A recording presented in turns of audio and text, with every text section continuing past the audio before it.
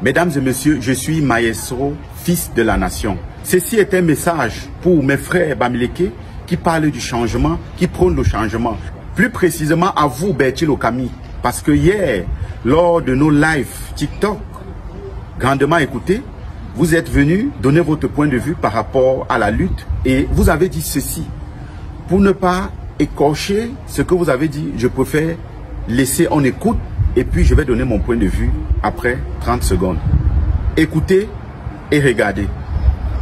Je milite pour que nous formions un véritable lobbying Bamileke puissant, gracile en général, puissant, qui sera un groupe de pression pour défendre les intérêts du peuple Bamileke face à l'État qui a décidé de ne pas protéger ou de voler au secours du peuple Bamileke. Voilà mon objectif. Alors mon très cher frère Bertil Okami, hier vous m'avez manqué le respect et aujourd'hui je tiens à faire cette sortie pour vraiment rétablir un certain nombre de choses. Vous voyez, lorsque vous êtes en train de militer pour une puissance Bamileke forte qui va aller renverser le régime, en oubliant aussi que dans cette puissance Bamileke, au départ, comme on s'était dit, il y a ceux qui ne sont pas Bamileke comme moi, qui ont décidé de rejoindre la lutte et d'apporter aussi leur part de force à la vôtre pour pouvoir combattre et renverser le régime. Mais apparemment, il se pourrait, ce n'est plus du racontage, c'est un fait et c'est du réel. Ça devient une lutte des Bamileke et non une lutte camerounaise. Vous le démontrez à travers vos propos. C'est la raison pour laquelle vous voyez aujourd'hui, il y a beaucoup de problèmes parce que vous avez tout simplement tribalisé la lutte. La question que nous devons nous poser est de savoir qu'est-ce que nous, qui ne sommes pas Bamileke, faisons alors dans cette lutte. Parce qu'au départ, ce n'était pas ça. Au départ, c'était de se mettre ensemble pour combattre le régime qui nous torture, qui nous prive de nos droits fondamentaux. Mais aujourd'hui, vous êtes en train de tribaliser cette lutte.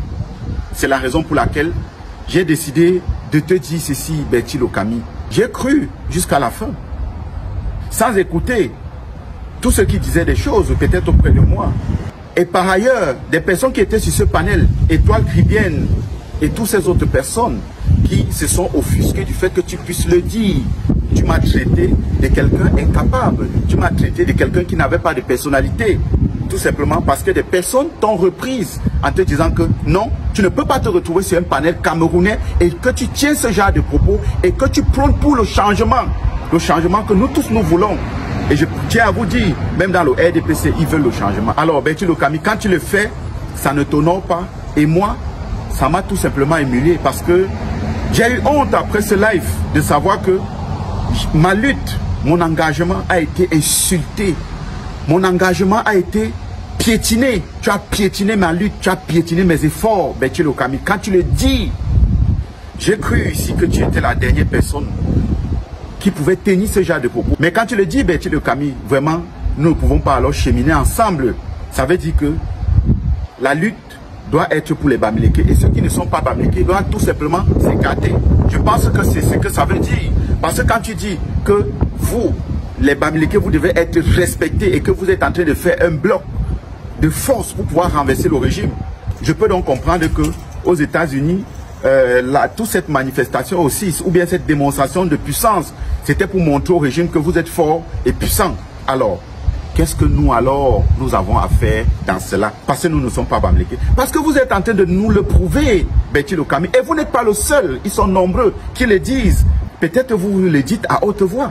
D'autres le disent peut-être très bas ou bien et utilisent d'autres mécanismes pour pouvoir le dire.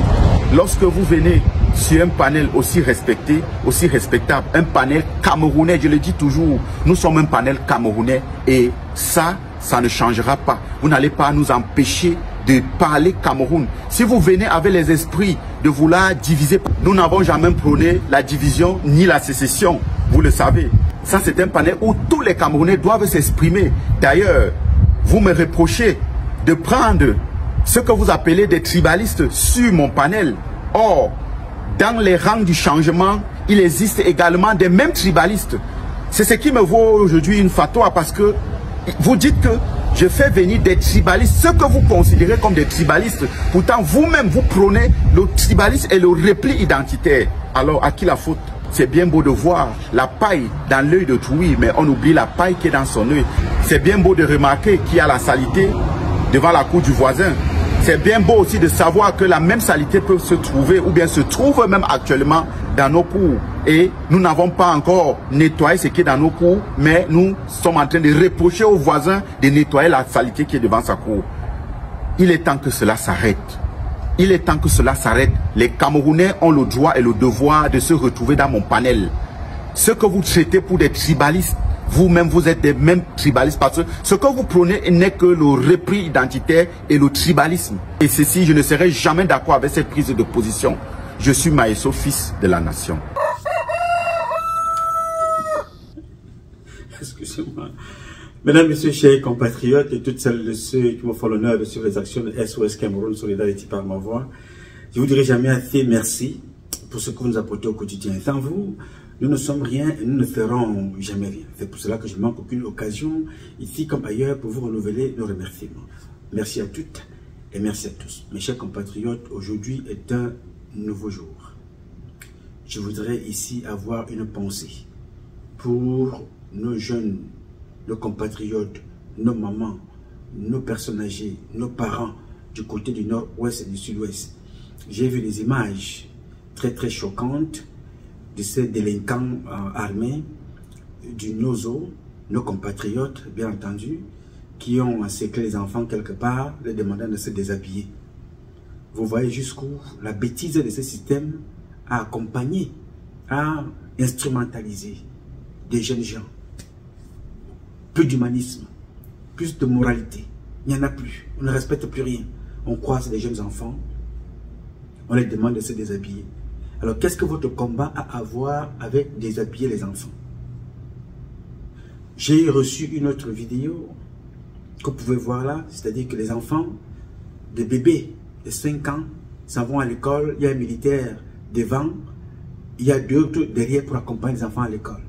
Et quand tu regardes même la tenue du militaire en question, ça fait pitié. Tu te poses la question que si il y a une grenade qui explose là tout à l'heure, que fera-t-il? Ils n'ont pas pour la plupart de casque, ils n'ont pas de gilets pare-balles adoptés et adaptés pour la situation. Les chaussures, les rangers en toile qu'ils portent là, ne sont pas adaptés pour l'environnement dans lequel ils se retrouvent en ce moment. Ce n'est pas les rangers en toile qu'il faut. Non. Regardez leur tenue, regardez leur... vous sentez que les enfants sont mal entretenus, mal équipés. Et il faut qu'ils sécurisent les plus petits. Alors, c'est des comportements qui font mal au cœur. Quand on sait que depuis pratiquement la guerre de Bakassi, le Nozo, en passant par Boko Haram, nous sommes pratiquement près de 1 500 000 Camerounais qui sont morts. 1 500 000 dans un même pays. Et ça n'a pas l'air de mouvoir ceux qui sont au pouvoir. Non. Ce n'est pas leur problème. Ce qui les intéresse, nous allons être servis l'anniversaire de l'oncle de Chantal Biya. Elle viendra danser, vous savez, la malédiction.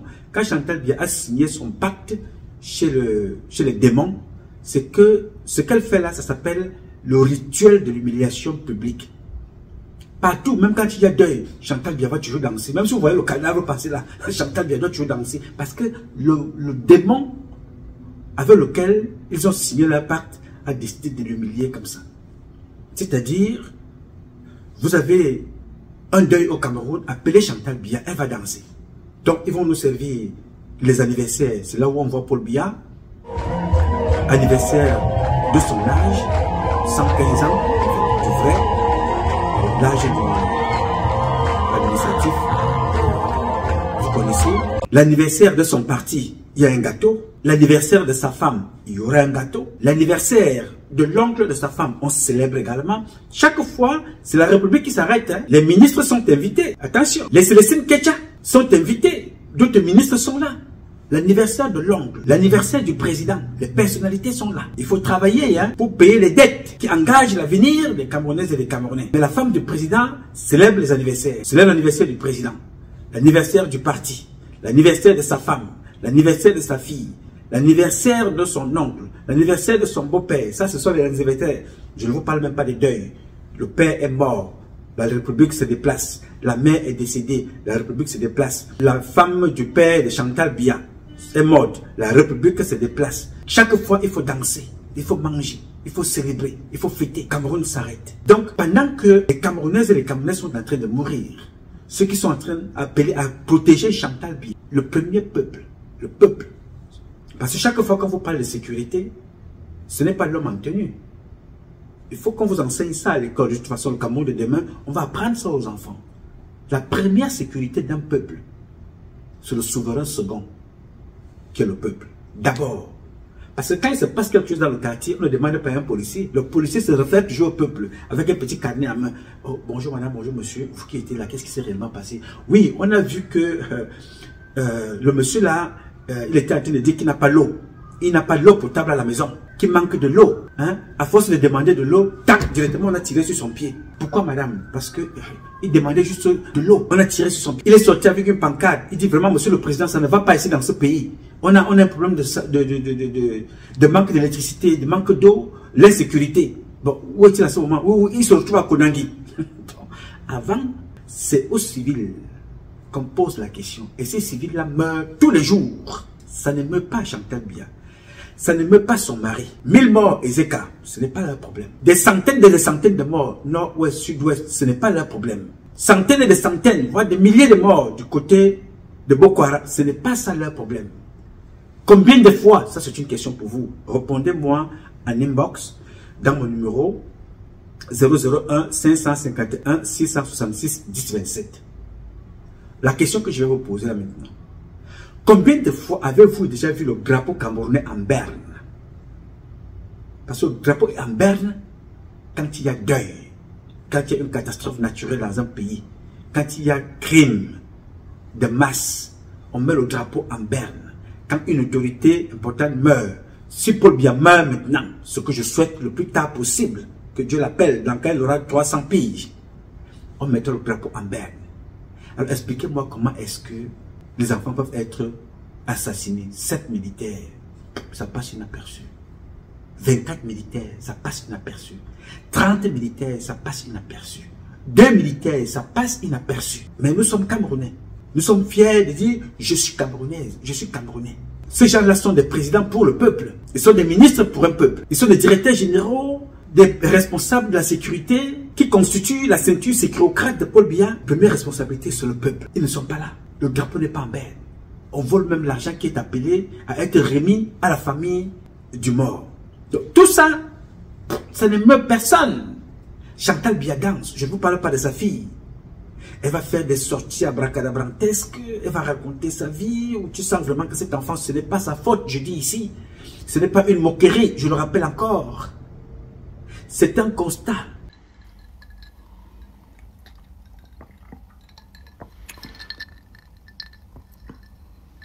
Dinguerie. Je vais vous dire la vérité sur la vie de ma mère. La vie de ma mère. Vous me connaissez, vous connaissez Brenda. Vous savez que je ne suis pas une menteuse. Et je suis là pour vous mettre au courant sur le complot européen. Ok?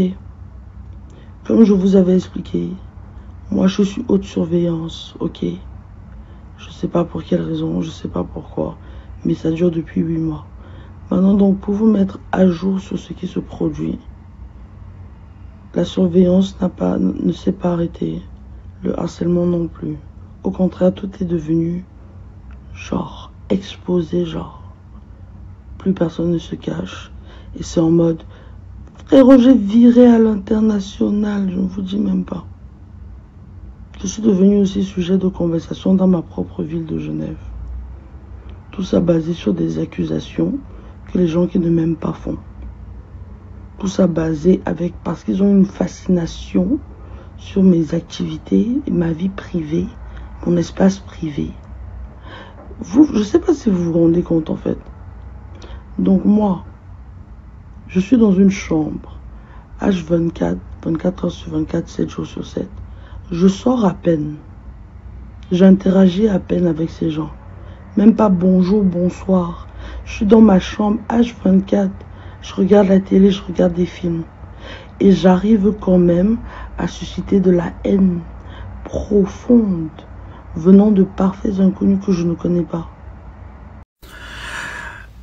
On en parle de la prison mentale parce que je trouve que pas de gens en parlent assez. Je vais vous parler, moi, de la prison de l'esprit, de la prison mentale. Donc, il y a différents moyens de garder un oiseau en cage, d'empêcher un humain d'acquérir son potentiel maximal. Le moyen dont tu empêches l'oiseau de voler, c'est en le gardant en cage. Story time. Là, alors, vous allez être servi pour mon story time. Parce que quand je vous dis que je n'ai pas de chance en amour et que je n'ai pas de chance avec les mecs ici dehors, on ne va pas me croire. Pourtant, c'est la vérité, hein, moi, je vous jure. Donc là, vous voyez, là, il est 4h58 et je viens de rentrer de mon escapade de nuit. Pour ceux qui me follow sur Snapchat, j'ai posté, je sais pas, à 4h que je sortais et tout. Et donc, en fait, c'est parce que j'allais voir un mec que j'ai rencontré sur Bumble, en fait.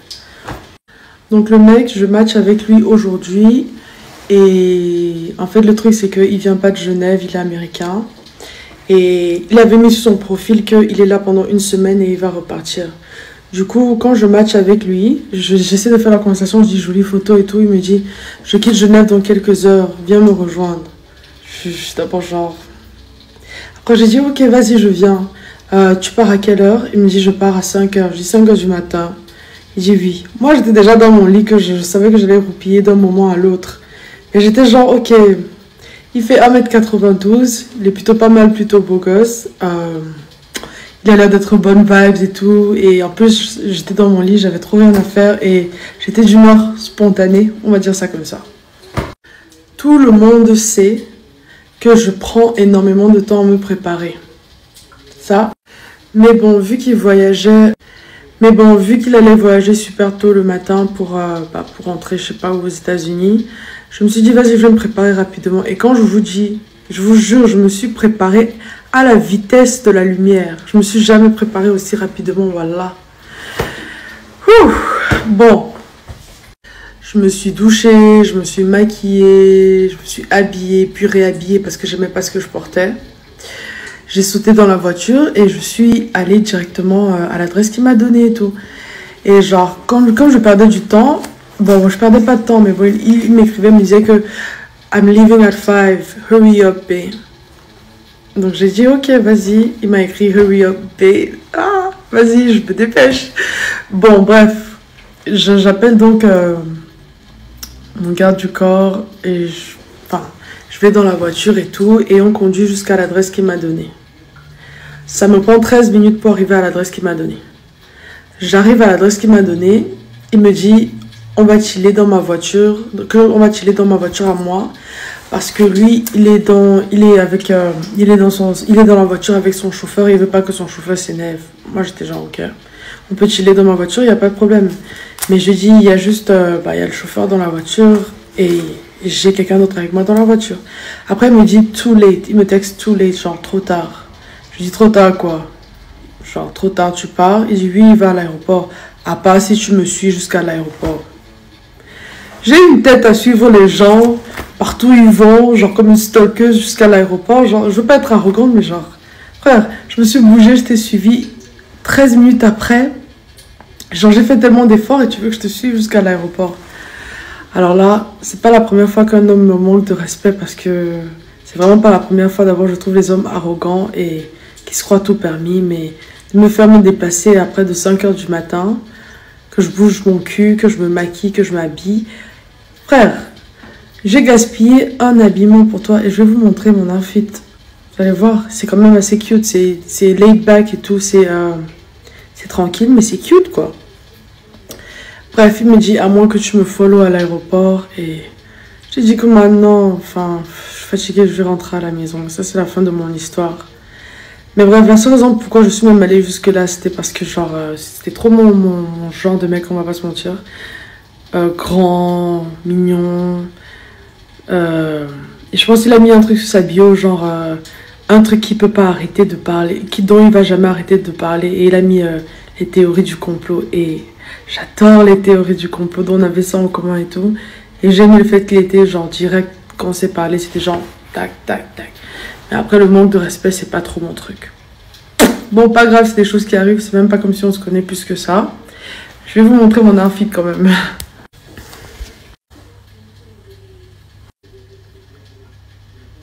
J'ai mon petit sweat assorti en bas. Ouais, je sais pas bien d'être poisseuse dans la vie, hein, moi je vous dis.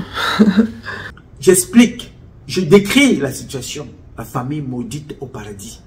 Président de la République, l'enfant est prostitué, alcoolique, drogué, sodomie-fionzé. Brandon, Elbrota, Sissoko. Elle ne suce que les fesses des femmes. Et quand elle sort avec un homme, elle te dit, il lui faut lui donner 20 000 euros. C'est elle qui parle. Décrire ça ici, ce n'est pas une insulte. Décrire ça, ce n'est pas une moquerie. C'est une description de la situation pour que nous prenions conscience de ce qui se passe dans notre pays. L'enfant d'un chef d'État, en 2025, se prostitue, se drogue. Pendant que les parents ont du mal à payer la scolarité, elle sort de l'eau d'argent comme ça, là, elle danse. Elle danse. Pendant ce temps, les professeurs ne sont pas payés. Les professeurs n'ont pas leur salaire. Les professeurs n'ont pas leur prime. Les professeurs n'ont pas leur rappel. Les militaires sont mal gérés. Les policiers sont mal gérés. Les gendarmes sont mal gérés. La République va mal. Mais le président a sa femme passant par sa fille, célèbre, passant par les oncles, les cousins, les cousines, les nièces et les neveux. Et les membres du gouvernement. C'est une république des jouisseurs. Pendant ce temps, le peuple souffre.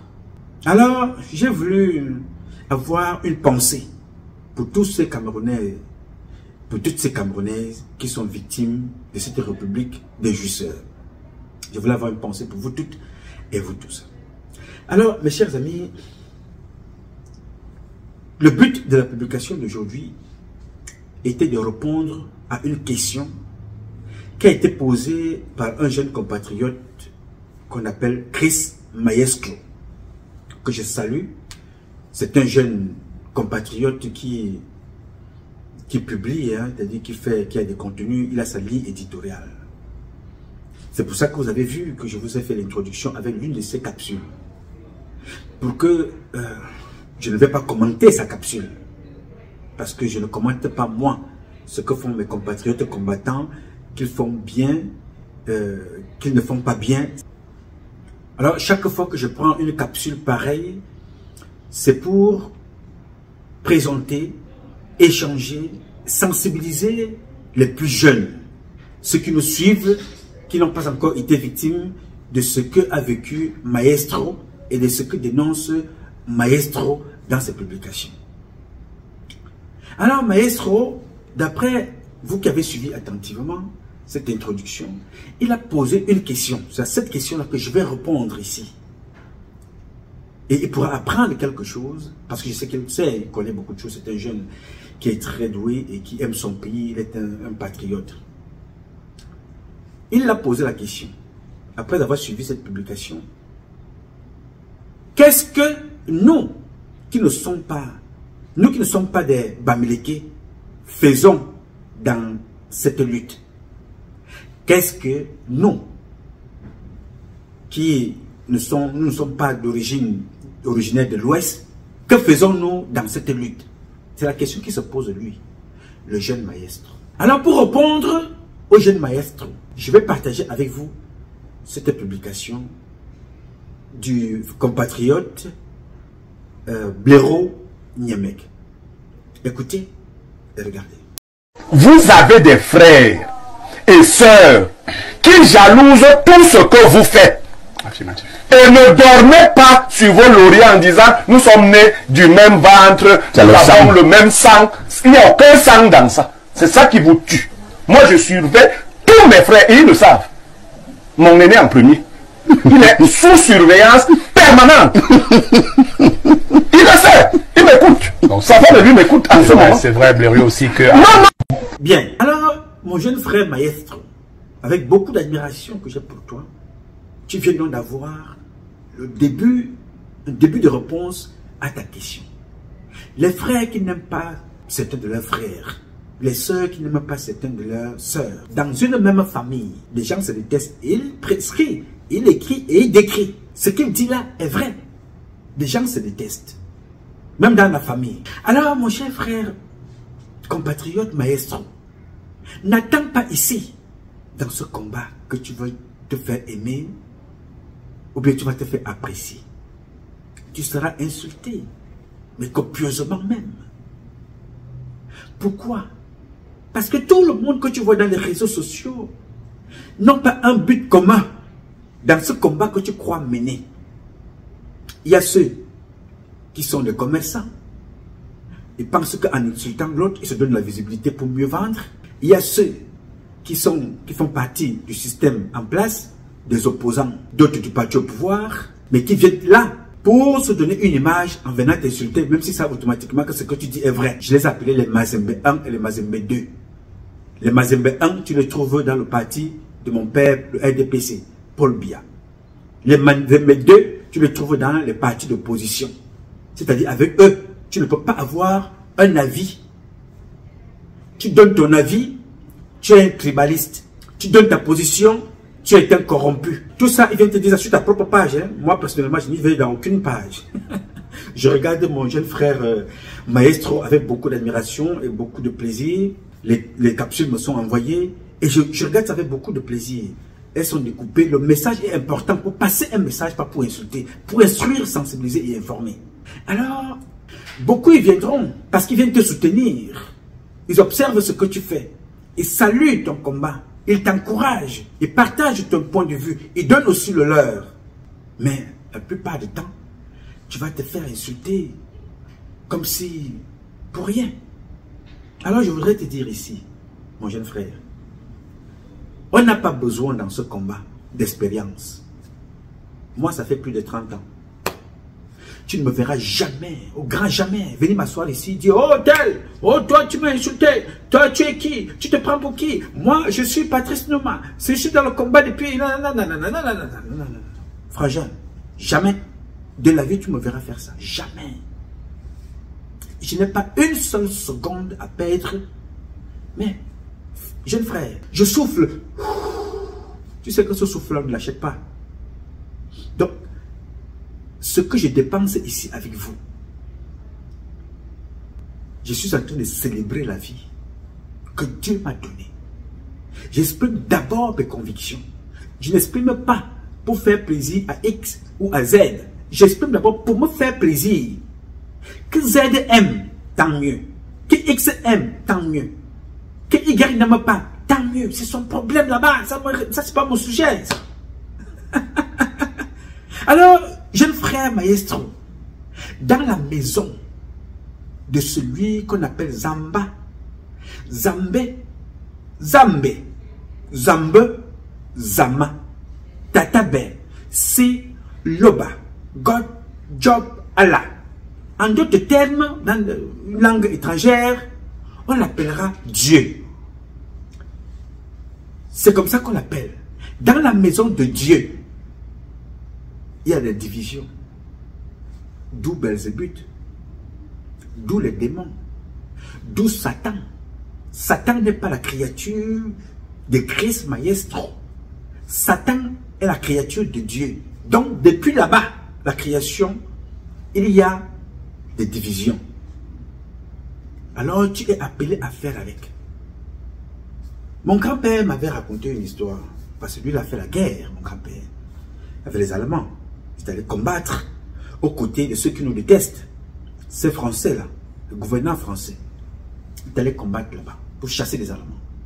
Un jour avant sa mort, moi je venais d'entrer dans l'armée, il m'appelle, il me dit, écoute-moi bien, tu serais appelé à voyager, aller n'importe où. Mais si un jour tu rencontres quelqu'un qui te dit, mon cher Freeman, Patrice Noma, mais j'étais à Paris, j'ai rencontré des gens là-bas, tout le monde là-bas t'aime. Je suis allé en Allemagne, mais là-bas, mais je ne prononce même pas ton nom, mais les gens t'aiment déjà.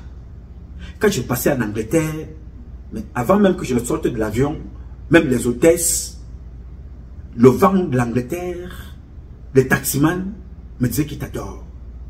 Au Cameroun, c'est tout le monde qui t'aime. J'ai fait un petit tour au Vatican. Le pape est même sorti pour me dire que non, il l'aime. Il t'aime beaucoup. Il t'apprécie. J'ai donc fait un petit tour de l'autre côté de la Mecque, Médine. Là-bas alors, tout le monde était à plat ventre. Patrice Numa, Freeman. Quand je suis arrivé aux États-Unis, tout le monde t'aime là-bas. Alors mon grand-père me dit que la personne qui te parle, qui te dit ça, s'il a commencé à te parler à 11h45, il te raconte tout ça pendant une quinzaine de minutes. Quand il est midi 00, tu vas mourir. Je dis, hé, grand-père, je vais mourir. Il me dit, oui, monsieur.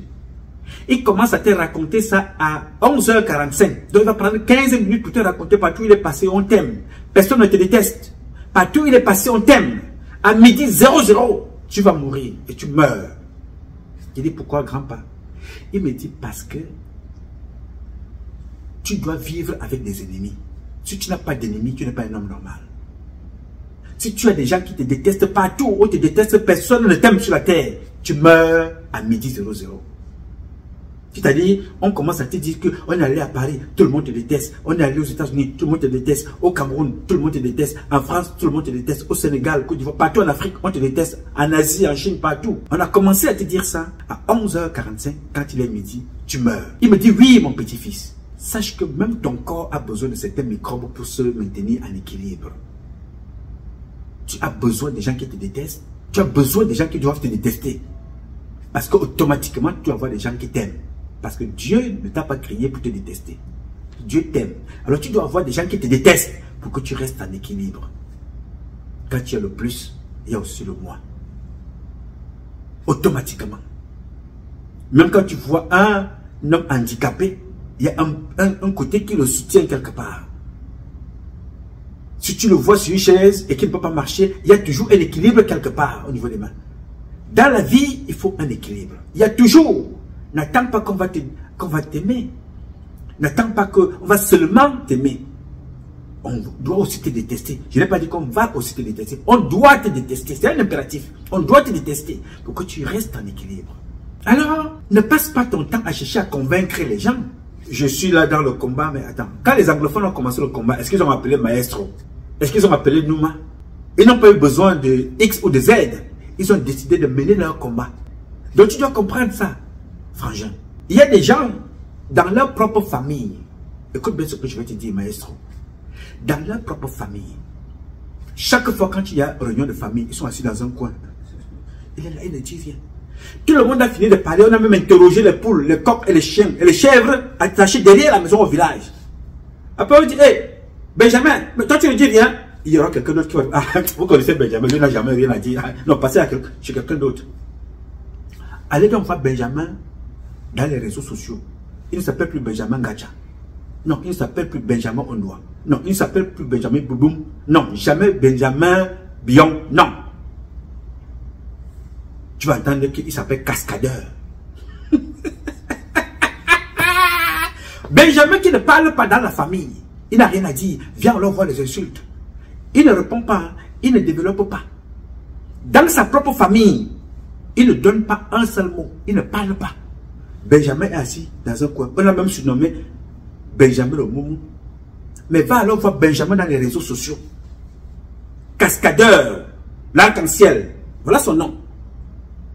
Sur la photo de profil, ce n'est pas sa photo. Il n'y a rien. Mais il insulte. Il ne développe pas. Il insulte à longueur de journée. Quand il arrive à la maison chez lui, c'est la femme qui porte la culotte. Mais il va venir te parler. Mais si toi, maestro, tu te lèves avec ton nom, avec ton profil, tu fais des publications pour aller répondre à un individu comme ça, que tu ne vois pas, qui est venu t'insulter parce que là, l'insulte que tu connais, je me désabonne. Le cul de ta mère, le cul de ton père, voilà leurs insultes. Hein? Mais ces gens-là veulent faire partie Paul Biya, que Paul Biya est dictateur. Et tu connais ma position avec Paul Biya. Je déteste le président Paul Biya dans sa gestion.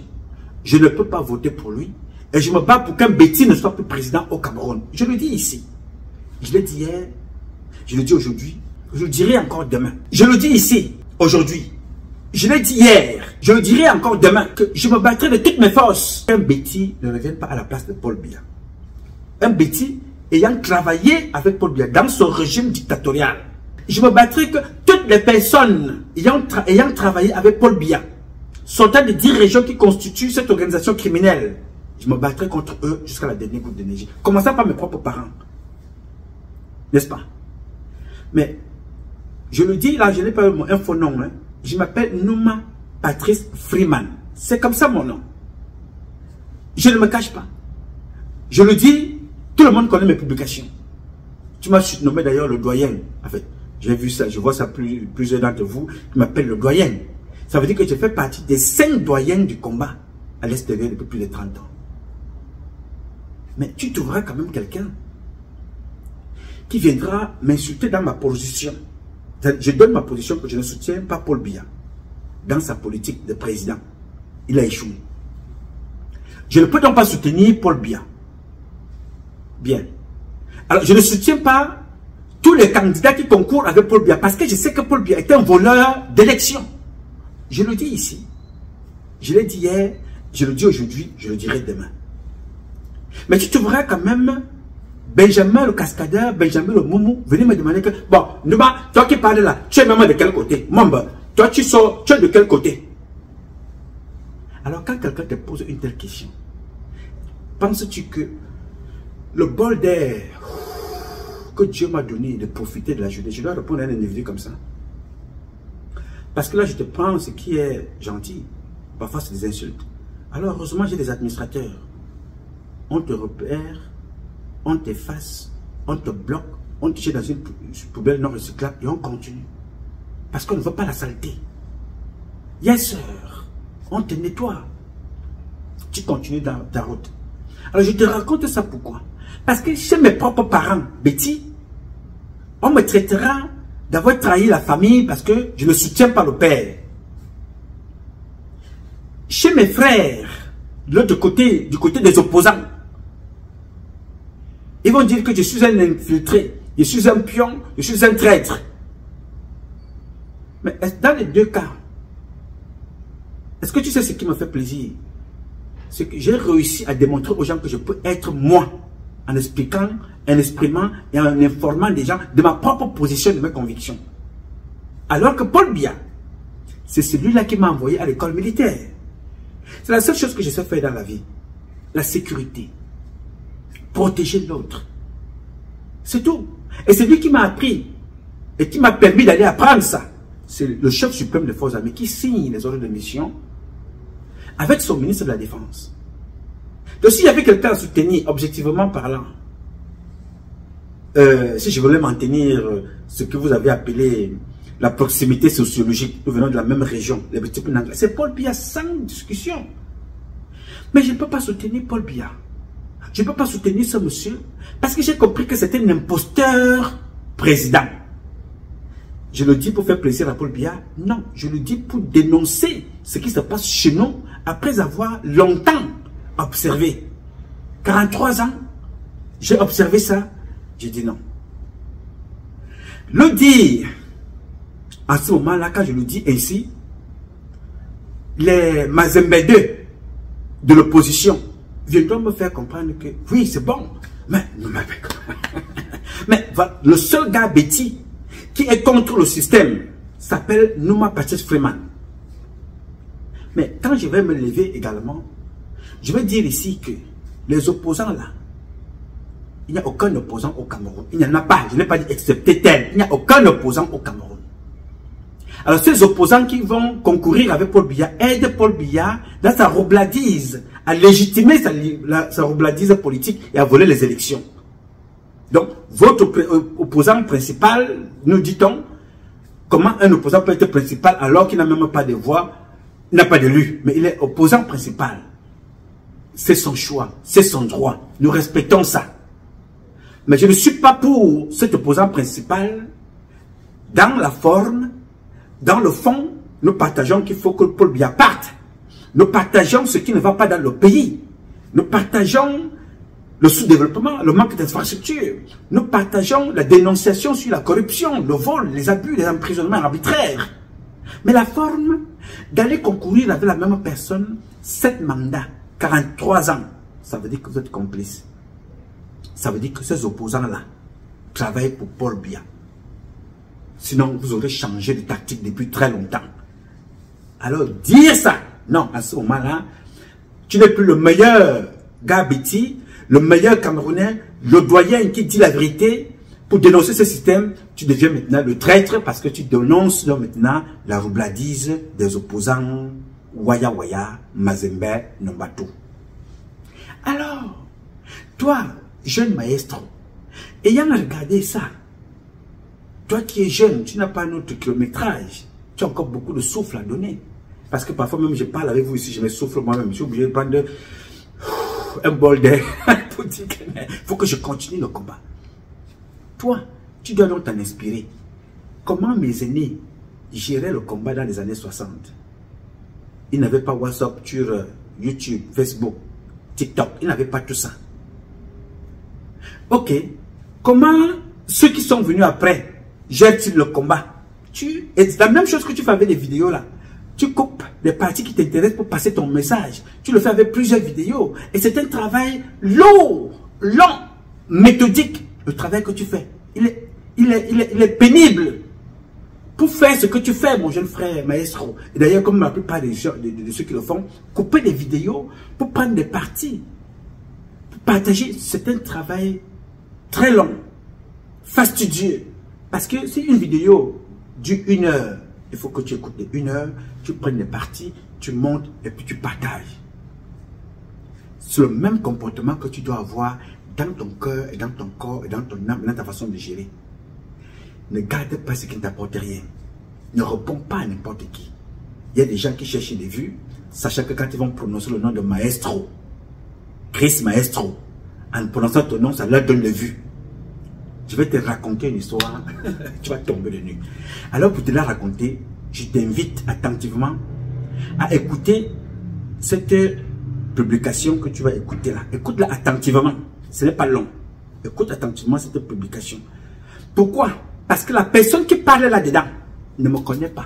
Je ne connais pas de quoi ces gens parlent. Je ne connais personne de leur forum. Je ne connais pas le sujet. Je ne m'occupe pas des cancans au quartier. Mais mon nom se ressort là-dedans. À plusieurs reprises, on dit c'est Patrice Nouma. C'est Patrice Nouma. Je ne connais pas pour te dire, mon jeune frangin. Est-ce que tu penses que je vais faire une vidéo pour répondre à des personnes que je ne connais pas? À ce que je ne connais pas? C'est pour te dire à quel niveau mon nom se situe et j'ai un impact dans l'esprit des gens qui ne sont pas seulement là pour m'apprécier, pour m'aimer, mais c'est-à-dire que les gens auraient aimé se lever un matin et leur dire voilà, Nouma n'existe plus, il est mort. Mais malheureusement pour eux, ça ne peut pas être possible. C'est Dieu qui décide de ça. Écoute, toi, mon jeune frère, Chris Maestro, et d'ailleurs et toutes les autres qui suivent cette publication, je vous dirai vraiment assez merci. Écoutez et regardez. Madame, restez là, je vais vous répondre. Déjà, il ne s'agissait pas de Bengono. D'accord? Ce n'est pas de Bengono qu'il s'agissait. Voilà. Et quand Bengono, elle a développé, ils n'ont pas développé ça du tout. Ce n'est pas ce qui était dit. Il s'agissait ici que Ina est venue faire son alerte. Moi, je suis une intervenante comme vous êtes là. Présentement. D'accord? Non, Bengono, ne venez pas me dire. Non, maman. Madame, je suis en train de parler. Je suis en train de parler. Comme bonne soirée. Voilà, et ici, non, ne descends pas. Il faut rester là. Je peux descendre parce que vous ne voulez pas ramener des... J'ai dit que Bengono avait dit qu'on endormoyait et tout, vous n'avez pas pris. Mais je parle et puis vous parlez, quand vous parlez, est-ce que j'ai répondu? Non, mais je suis calme depuis. Allez-y, parlez. On ne parle pas, je suis calme. Mais on avait parlé de ça, de l'endormo ici, vous n'avez pas crié comme ça, comme vous êtes en train de faire là. Ouais, Inaï, la pauvre, elle était bien là-bas en forêt, là-bas, bien manger ses légumes et ses feuilles. Ça c'est Patrick Nouma, ou c'est Nouma, ou c'est on l'a porté ici, porté là-bas. Je vais répondre, je vais. C'est fort. Attention.